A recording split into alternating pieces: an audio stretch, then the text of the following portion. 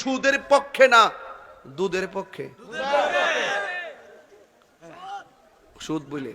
হ্যাঁ কি তাকো এটা হ্যাঁ এটা কি তাকো যা পাবনা যা যা সুদের পক্ষে তো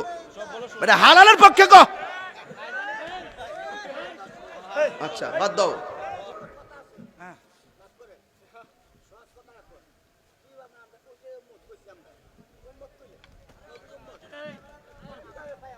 যা বহ এই পাগলা সবই কইতাছি বাবা রাস্তা দুইটা রাস্তা কয়টা দুইটা এটা হইলো হালাল রাস্তা এটা হারাম রাস্তা সুদার মুদ যে কইছিলাম শুনছত না এটা খাইলে জাহান্নামের ওই নিচের পানি খাইবা আর যদি সুন্দর করে হালাল খাইতে পারো তাহলে জান্নাতের ভিতরে হাউজে কাউসারের পানি পাইবা দুই পানিতে কয়ে গেছে একটা হলো মুদ আর হলো দুধ কোন তুমি না বুঝলে কি তা করতাম রে বেটা বুঝাই দিছিনি রাস্তা কয়টা আমার কথা কি কষ্ট হইতেছে আপনারা কষ্ট নিয়েন না আমি একদম জায়গা চলে গেছি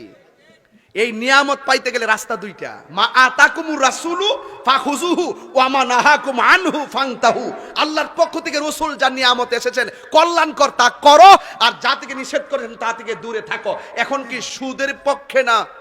দুধের পক্ষে সুদ বলে হ্যাঁ কি তাকো এটা হ্যাঁ এটা কি তাকো যা পাবনা যা যা সুদের পক্ষে তো মানে হালালের পক্ষে ক আচ্ছা বাদ দাও কি হবে বেঁচে থেকে ও সুদ খা ও এটা কইছছ ও খাজে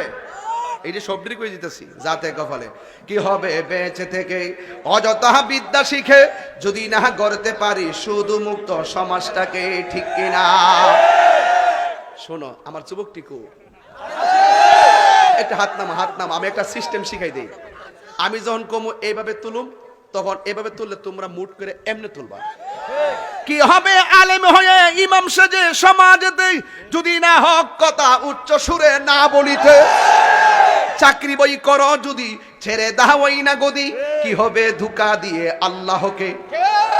কি হবে বেঁচে থেকে অযথা বিদ্যা শিখে যদি না গড়তে পারি শুধু মুক্ত সমাজটাকে ঠিক কিনা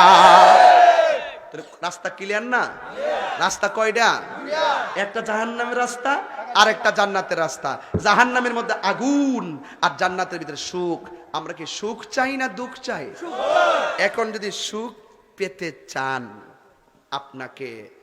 আল্লাহ বলছেন ইন্না আতাইনাকাল কাউসার নিশ্চয়ই আমি আপনাকে হাউজে কাউসার দান করছি করার পরেই বলছে ফাসাল্লি লিরাব্বিকা ওয়ানহার নামাজ পড়ুন এবং কুরবানি করুন জোরে বলেন না সুবহানাল্লাহ